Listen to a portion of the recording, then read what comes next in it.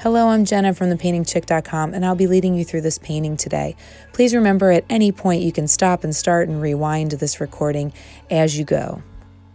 Today we're going to talk about color and look at the color wheel. Remember, any color that is next to each other on the color wheel will mix together very nicely.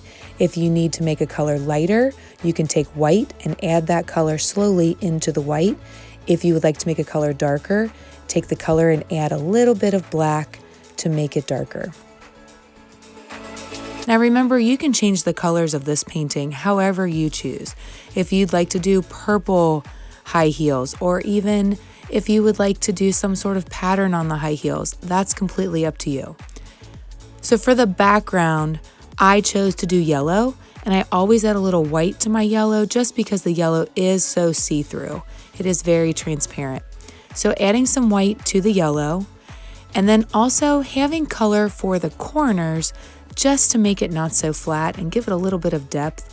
I'm going to mix a little bit of red with my yellow to make it more of an orange. Now you can use orange out of the bottle if you'd like it to be a little bit brighter. I wanted to be a little bit more of a red-orange color. So we're gonna start out. You have 3 different brushes, a small, a medium, and a large.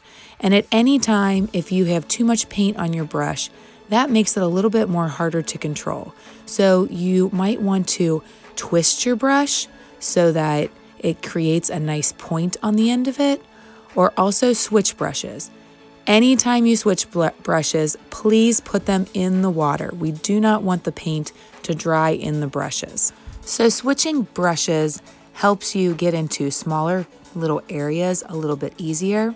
You can see that I had twisted my brush on my plate a little bit so that I had a nicer fine point, and keep the paint on the tip of the brush so that you can control the paint a little bit easier. So I'm carefully just painting around the sides. The great thing about using yellow is that it is light, and when I paint my other colors that are going to be darker for the shoe and for the flesh, I can go right over top of that yellow if it is dry. So at any point during this painting, you may want to take a break, let it dry a little bit, especially if you feel the need to rest your hand on the canvas to get a nicer line when you're painting.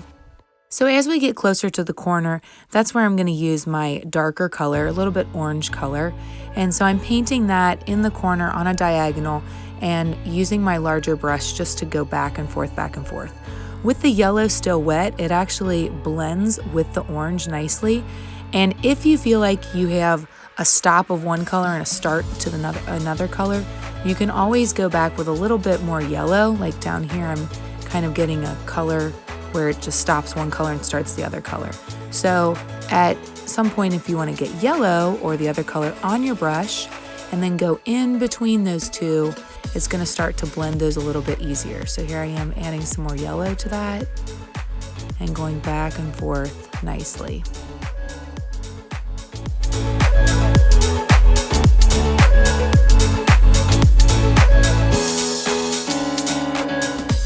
So I'm going to continue switching back and forth from my larger brush for larger areas and smaller brush if I need to get into any little small areas, and continue to add the orange onto the corners or whatever color you have chosen, and making sure that that blends. You can also paint over the edges like I have, or you can paint that all a solid color at the end if you'd like to have more of a frame type feel to it.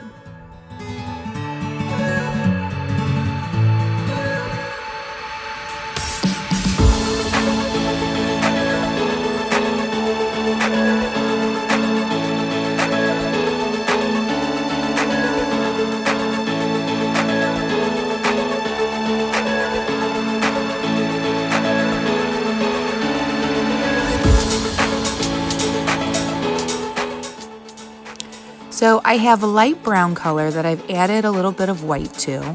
You can also add a touch of yellow to this if you would like, or if you want it to have a little bit of a pink touch to it, you can mix up a very light pink with white with a teeny bit of red, and you can add that in. It just depends on what color flesh tone you would like to do.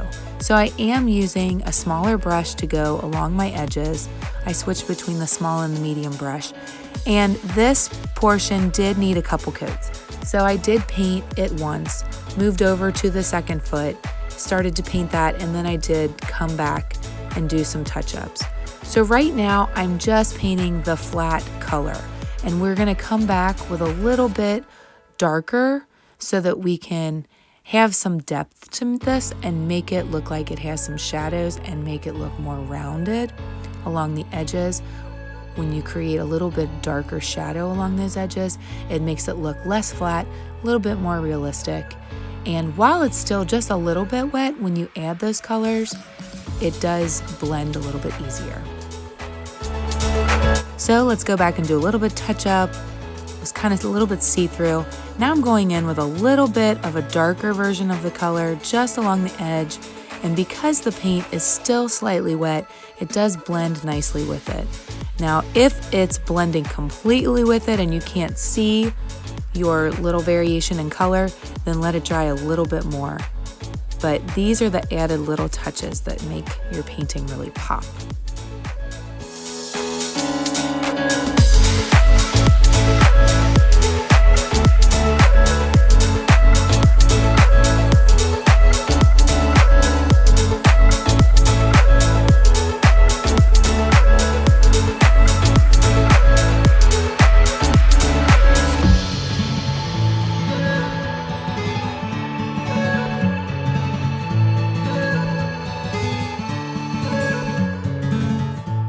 Now let's tackle these sexy shoes. You can choose to do whatever color you want. I did create a pink that seems to pop a little bit more. It has a little bit more red to it than white, and you can decide whatever color or whatever pattern. If you want to put a cheetah pattern on here, you can paint it brown, add some little black and some little tan to it and create that pattern across the shoe. If you want it to be purple, you can do that. I have also included some gold and some silver.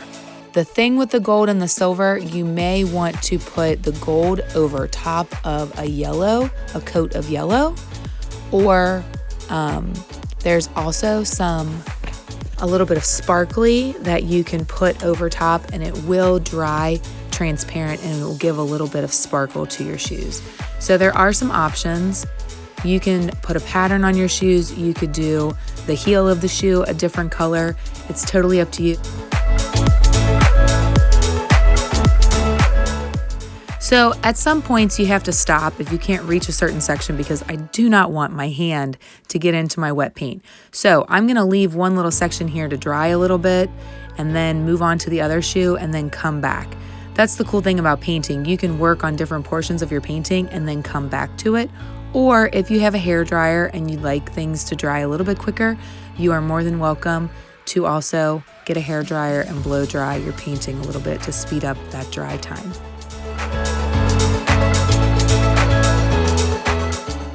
So now the shoe is just a flat color, and we need to add some highlights and we want to add some depth. So I'm going to mix up a lighter version of the pink, so adding more white, and I'm not going to put a lot of paint on my brush.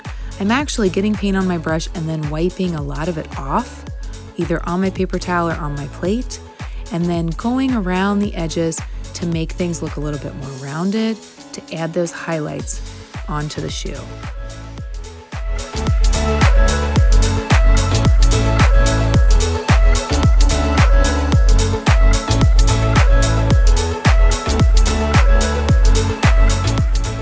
I'm also going to add a little bit more red and make a darker version of the pink and make some more shadows on the bottom of the shoe where the light isn't able to get to as well. So on the bottom of that heel and on the bottom of the shoe, it's just going to be a little bit darker. Not black.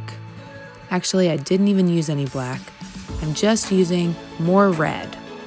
But whatever color you have, you can always make a darker color by adding a little bit of black. Remember, any color can be made lighter by adding white. So now it's time to paint the pants. I'm gonna flip my painting around. Remember, you can flip it around at any point to reach something a little bit easier. Now you could make these pants black and then add some highlights with a little bit of gray. Gray is just white with some black in it. I'm gonna give you some blue, so if you want these to look more like jeans, you can totally use the blue that I did. And I just made a little bit lighter version just to add those little highlights and also to make the two legs separate where they're touching. So adding a little bit of white to this blue, I can go around the edges. If it is too white, you can always go back to that blue color and add a little blue color on top of it to make it a little bit more muted so it's not so bright white if it ends up too white on your canvas.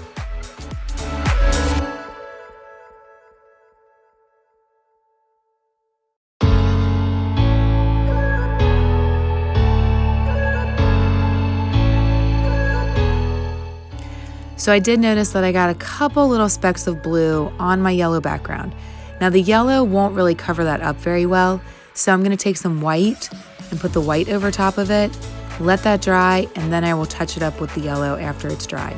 So if you need to fix the edge around a shoe or fix where your skin tone is, go back with some white and then you can go over it after it dries.